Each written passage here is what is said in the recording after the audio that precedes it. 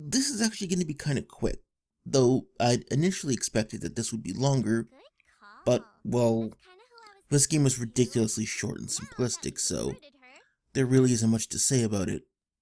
But I did review the first Huniecam back in the early days of its release, so I figured I might as well do this one too, in a nod to the fact that this channel at least claims to be partially about gaming. Besides, it gives me something to do today while my next feminist response video comes along slowly.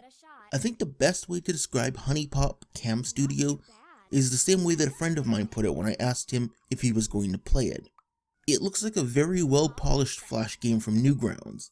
Give it a shot. And yeah, that's actually kind of all that really needs to be said about it. Although I will say that I've played Flash games on Newgrounds with far superior gameplay. The game is what's called an incremental game, or sometimes called a clicker game. What this basically means is what you're seeing now. You click on the game to gain resources and items incrementally, and that's about it. This is all supposed to be in furtherance of creating a successful camgirl studio, but really it's just a thinly veiled excuse since there's really no erotica or porn in the game, and you never actually interact with the girls in any way, which makes me wonder what the point of making it a camgirl studio is in the first place, since it doesn't in any way factor into the game or make a single bit of difference to anything. All done, I think. The only reason I can figure for making it a porn studio is because they really had a deep-seated desire to get it banned from Twitch out of hand. I'm not going to really bother mentioning the game's art style over much because people have done that enough.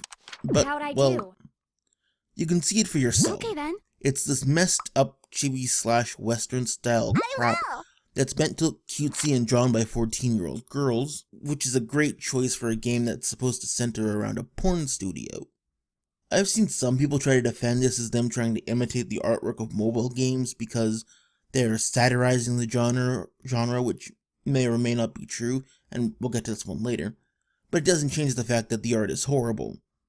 Saying that someone is satirizing horrible artwork doesn't magically make the artwork good, it just means you have shitty artwork and unenjoyable satire. On the Huniecam website, they defend the choice by saying that they know a lot of people don't like it, but they went with it anyway due to their artistic vision. Which is something I can totally respect as a position, but what I can't figure out is who the fuck envisioned this is a good idea. Okay, I guess I lied about not mentioning the artwork, but it just baffles me. I'm finished. More importantly than the art, which can be overlooked, is the gameplay, which can't. Now, I don't play incremental games, quite obviously, because about 15 minutes into a game like that, I started contemplating stabbing myself in the hand, because at the very least, the blood and pain would be visually interesting and tactily stimulating.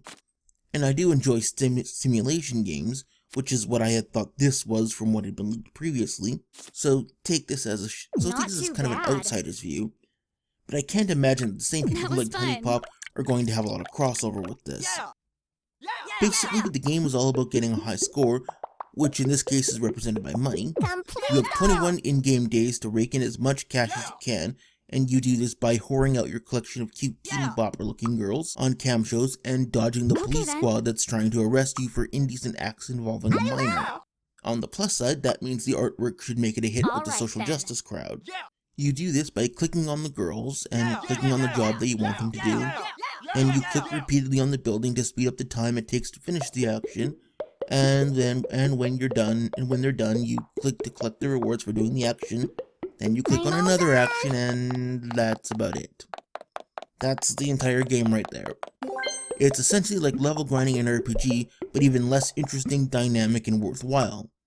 At least level grinding in RPGs has a point. In this, it's just to get a high score. You can do things like click on buttons to create advertising promotion, click on buttons to send girls to stores that allow you to click on the button to collect smokes and booze to satisfy the girls' addictions, click on upgrades that you pay for with the money you just clicked to make it easier to click on things, click on things, click on other things, click on this thing, click on that thing, click on things, click on things, click on things. Who are these types of games for? One-fingered obsessive compulsives? Look, I really don't know what to say about this game. There's nothing here. The girls are just images with a few stats, not actual characters.